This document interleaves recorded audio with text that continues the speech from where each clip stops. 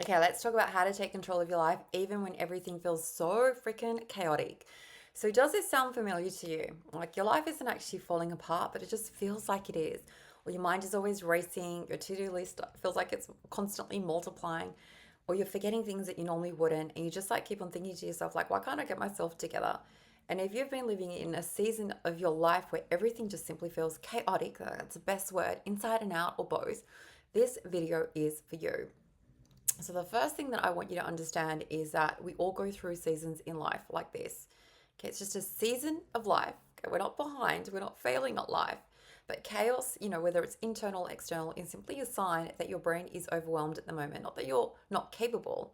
Okay, it's simply overwhelmed at the moment. And it just makes perfect sense that we would feel this way. And so, what really is going on underneath the surface is that when your life becomes too loud, too many decisions, too many responsibilities, too many emotional demands, your brain just shifts to survival mode. Okay. It's almost like a cognitive overload. Your mental bandwidth is just maxed out. And that is why your thoughts feel really scattered, your patience is low, and simple tasks like suddenly feel really huge. And a chaotic life, okay, the way that we view it to be chaotic, if we're choosing it, they lead to more chaotic thoughts. Whereas a calmer life will always stem from calmer thoughts. But the twist is that your thoughts can create calm, okay, even before your life becomes calm. You can be the calm, within the chaos. And so I want you to know when it comes to taking back control of your life, you don't get control after the chaos ends, like you're waiting for life to become more smooth sailing. There's always going to be hurdles and bumps and obstacles in our life. But the way that you regain control is by changing the way you respond when you're within that chaos.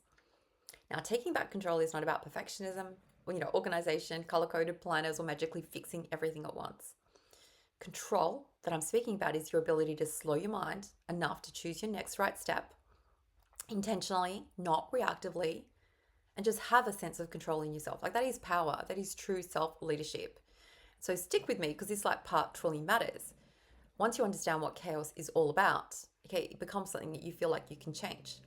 And so the first thing is chaos is actually a mind state, not a life condition. There are plenty of people who are experiencing hurdles right now and they're doing so, facing it with a calm mindset. You can be busy and calm.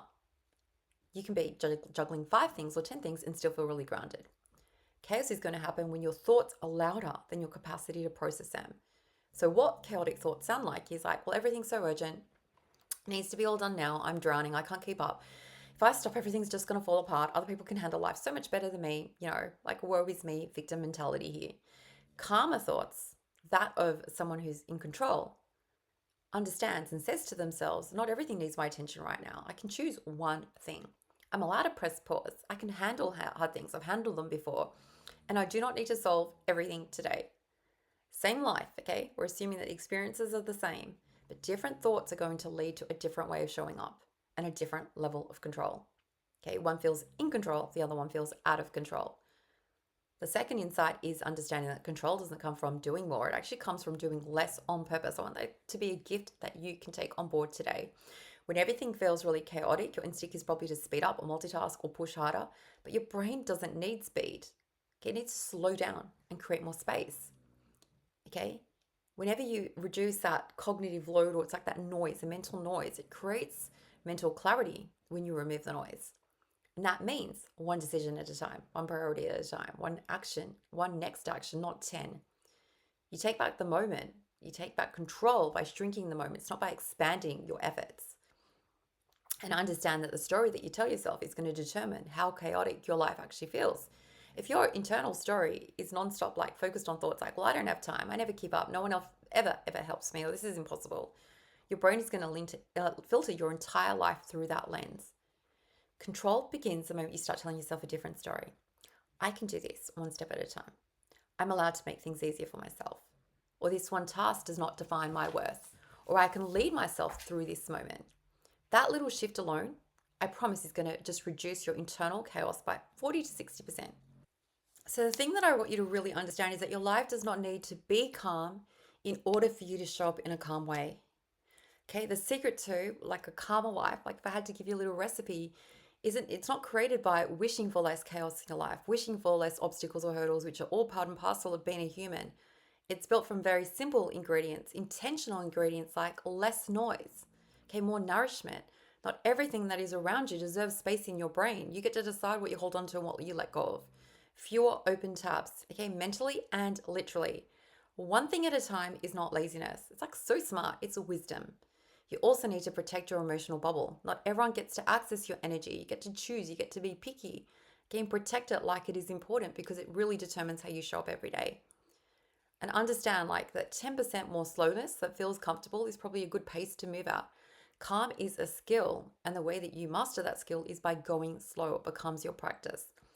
And then you make those little smaller decisions, okay, and you do them sooner.